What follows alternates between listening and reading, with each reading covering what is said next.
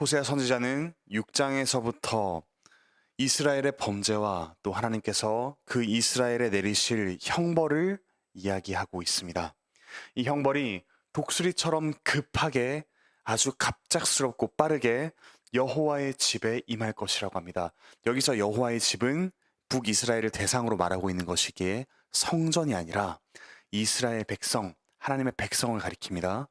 이 이스라엘 백성에게 닥칠 급하고도 두려운 심판을 하나님께서 호세아에게 말씀하십니다. 그래서 1절에서 하나님께서는 호세아 선지자에게 나팔을 입에 대어서 경고하라 라고 말씀하십니다. 이렇게 이스라엘 백성에게 형벌이 임하는 이유가 계속해서 나옵니다. 1절에서 이스라엘 백성들은 하나님의 언약을 어기고 율법을 범했습니다.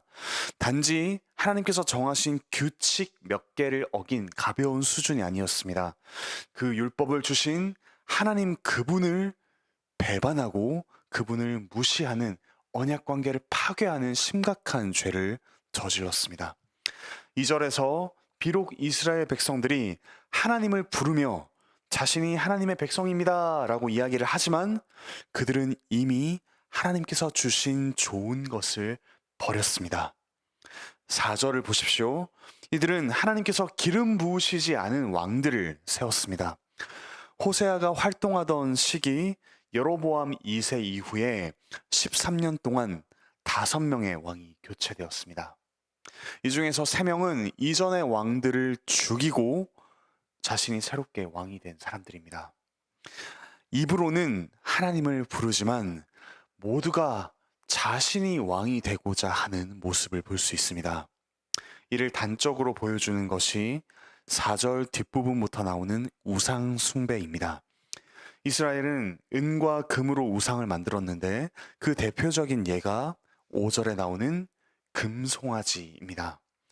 이방이 당시에 강한 신의 상징으로 여겼던 송아지, 그 송아지의 형상으로 하나님을 표현하거나 혹은 다른 신을 그 송아지 형상에 빗대어 섬긴 것입니다.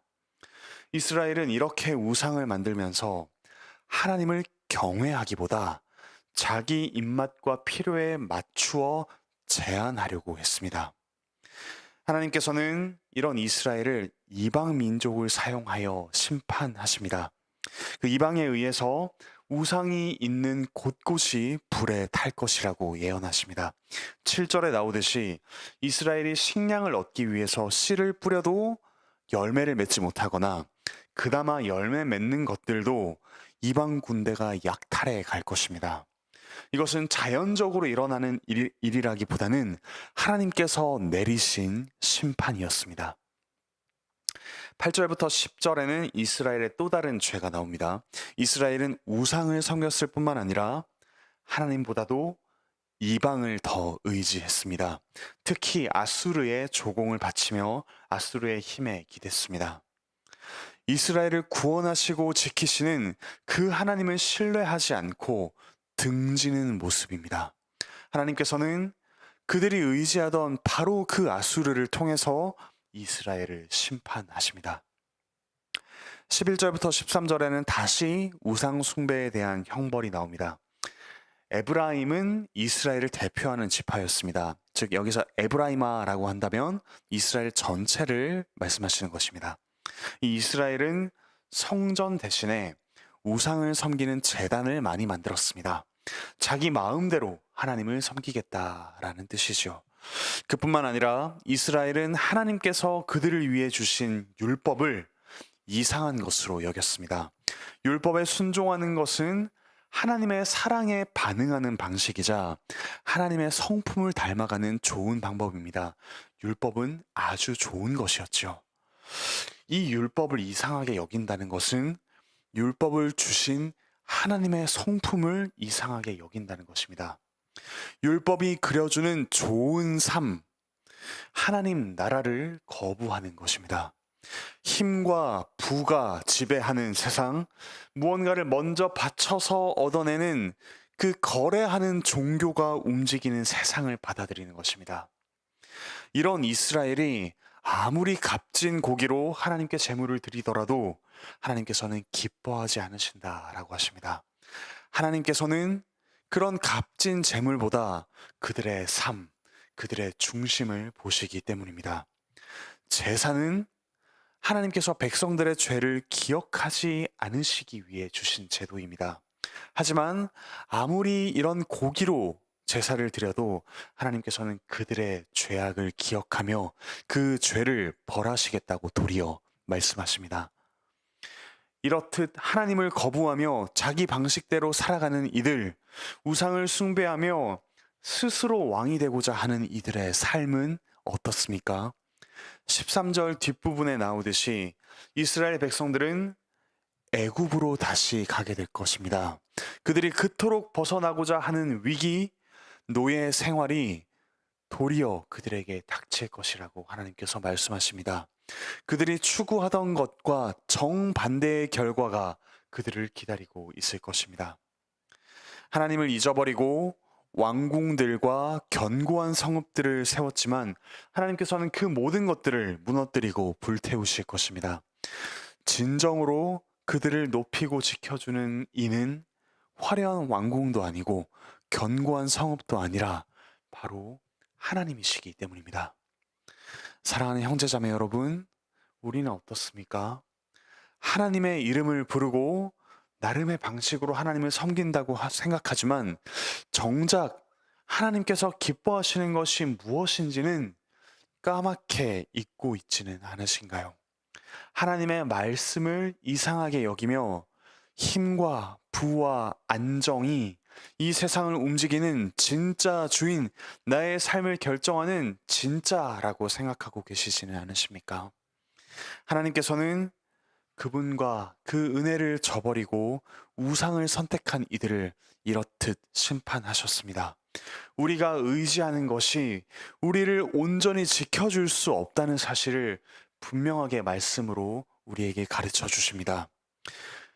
반대로 우리가 의지할 그 하나님은 어떤 분이십니까? 그리스도께서는 우리 대신 우리가 당해야 할 이와 같은 형벌을 그분이 홀로 담당하셨습니다.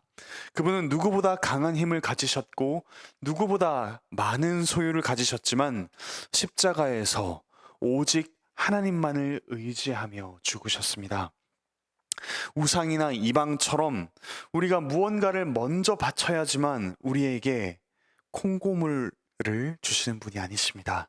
오히려 우리가 죄인 되었을 때에 우리를 위해 자기를 내어주신 참으로 은혜로운 분이십니다.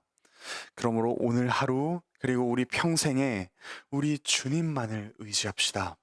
입으로만 그분의 이름을 부르는 것이 아니라 주님의 은혜에 참으로 감사하며 주님을 예배합시다. 온통 자기를 높이는 세상 가운데 우리를 위해 낮아지신 주님을 예배합시다. 온통 죄와 죽음에 매여 추락한 이 세상 가운데 우리를 위해 높아지신 주님을 예배합시다. 주님께서 우리에게 주신 이 말씀을 이상하게 여기지 맙시다. 주님을 사랑하며 주님께서 주신 계명을 지켜갈 때 우리는 그분을 닮아갑니다. 그분을 닮은 아름답고 빛나는 인격으로 빚어집니다. 우리를 얽매거나 불행하게 만드는 그런 말씀이 결코 아닙니다. 죄에 휘둘리지 않고 이웃을 참으로 사랑하며 하나님을 예배하는 그런 사람으로 변화시키는 복된 말씀입니다. 이 심판의 말씀 앞에서 정직하게 하나님께 회개합시다. 그리고 우리를 이 죄에서 돌이키기 위해 하나님의 심판을 담당하신 그리스도를 예배합시다. 삼위 하나님을 예배합시다. 아들을 내어주기까지 우리를 사랑하시는 그 하나님을 찬양합시다. 그리고 그분의 말씀을 따라 성령 하나님의 은혜로 주님을 닮는 성숙하고 아름다운 인격으로 변화되어 가시기 바랍니다. 이와 같이 하나님께로 돌이켜 그분의 말씀을 따라 살아가는 우리 모두가 되기를 바라고 축복합니다. 기도하시겠습니다. 하늘에 계신 우리 아버지 하나님 참으로 감사합니다. 하나님을 떠나 또 하나님의 말씀을 등지고서 스스로 왕이 되고자 하며 이 세상에 빛나 보이는 것들을 우상으로 삼아가는 저희를 하나님께서 긍휼히 여기시고 오늘 심판의 말씀으로 저희가 회개하게 하여 주시니 참으로 감사드립니다. 저희를 살게 하는 생명의 율법, 또한 저희를 살리시기 위해 이 땅에 오셔서 하나님의 심판을 감당하신 주 예수 그리스도를 증거하는 이 말씀, 저희가 이 말씀을 가까이 하게 하여 주시옵소서. 주님께서 주신 이 말씀이 저희를 살리는 말씀임을 저희가 맛보고 경험하며 고백하며 이 말씀을 따라 하나님과 깊이 교제하며 살아가는 저희가 될 수 있도록 주께서 은혜 베풀어 주시옵소서. 몸과 마음의 연약함으로 인해서 고통받는 이들 주께서 찾아가셔서 그들을 위로하시고 또한 회복시켜 주시옵소서. 직장에서의 여러 가지 분투를 하고 있는 이들, 또한 취업과 이직을 준비하고 있는 이들, 주께서 맡겨주신 일을 감당할 힘을 더하여 주시고, 또한 하나님께서 세상을 다스리시듯이 하나님의 대리 통치자로서 이 땅에서 왕노릇하는 이들로 주께서 세워 주시옵소서. 또한 학업과 또 진로의 문제로 씨름하고 있는 이들이 있습니다. 주께서 지혜를 더하여 주시고 하나님께서 가장 좋은 것들로 하나님의 자녀들을 위해 예비하셨음을 신뢰하며 오늘 하루 또한 평생을 살아갈 수 있도록 주께서 은혜 베풀어 주시옵소서. 가족의 구원을 놓고 간절하게 기도하는 이들의 기도를 주께서 들어주시고 자녀들의 양육으로 인해서 자녀들과 씨름하고 있는 이들, 또한 부부 관계에서 그리스도를 닮아 사랑하고자 분투하고 있는 이들, 또한 부모님께 효도하고자 부모님을 공경하고자 참 말씀 안에서 날마다 자기를 쳐서 복종시키는 이들, 주께서 그 가운데 평화의 대리인으로 평화의 사자로 그들을 부르셨사오니 평안을 더하는 자들로 그들을 세워 주시옵소서.